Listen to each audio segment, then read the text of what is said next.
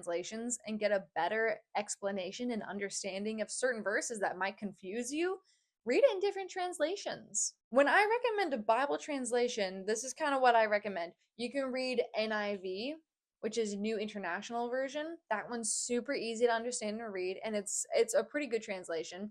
You can read things like ESV, which is English Standard Version. That one's popular. The one my church does is NLT, which is New Living Translation. I think like the only one people don't say to read is like The Message or something like that.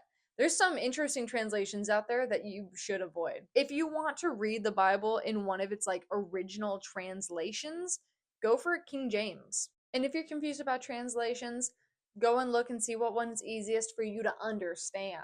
Something that helps you actually understand it word by word, but also through context, through full sentences. Some translations are easier than others because the Old Testament is originally in Hebrew and the New Testament is originally in Greek. And so they are translated into English for us. We're very lucky ducks over here. So find a translation that is easiest for you to understand. And then if you get to verses where you're like, wait, I don't understand, why would they say that? That's when you look it up. That's when you go read articles about it. Ask your pastor, ask someone who's well educated. And if you're confused about certain words, because there are a couple verses that people are like, oh, wait, what did it mean exactly here? That's when you have your friend Blue Letter Bible. Blue Letter Bible helps you with the actual literal word translations of the Bible, and you can be able to do a little deep dive and figure out what it really meant. So those are some options for you as well. But as far as it goes to be a Christian, and it's like your first day on earth as a Christian, first thing you got to do other than like just praying about it is open your Bible. You could even make a game of it.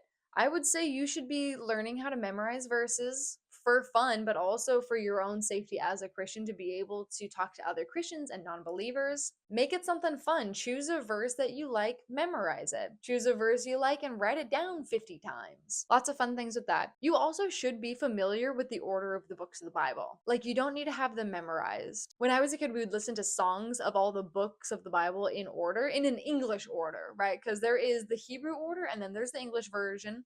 They are different orders, but there was like a song we would sing. It'd be like Genesis, Exodus, Leviticus, Numbers, Deuteronomy, Joshua, Judges, Ruth, First and Second Samuel, First and Second Kings, First and Second Chronicles. That's all the first and seconds. Ezra, Nehemiah, Esther, Job. I don't know them.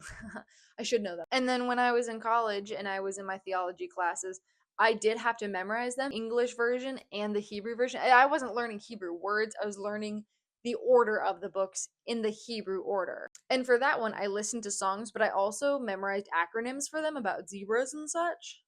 That was helpful. And then I had to do that again in my master's classes. But you should be familiar enough with the Bible that you don't have to have it like all memorized, but you should kind of know what books come after which ones and kind of where they are in history.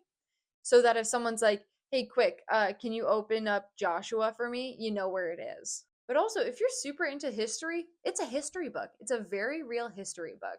And you can learn all about Israelite history through there. It's super cool.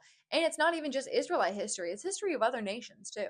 But if it is your first day on earth as a Christian, open your Bible. Even just open it to a random page and be like, oh, what does this mean today? But remember, do it with context. Enjoy it, really read it out, but have fun with it. Read it how you want to read it. Okay, thank you for watching this first part on how to be a Christian. There are more to come. Remember to like and subscribe this video, and if you have any questions, comments, concerns, please comment below. Okay, bye! How did the New Testament one go? Matthew, Mark, Luke, and John, Acts and Romans. I do not know. There was a song. They had fun songs. Deuteronomy, Joshua, Judges, Ruth, First and Second Samuel, First and Second Kings, First and Second Chronicles. That's all the first and seconds. Ezra, Nehemiah, Esther, Job, Lamentations. The other ones.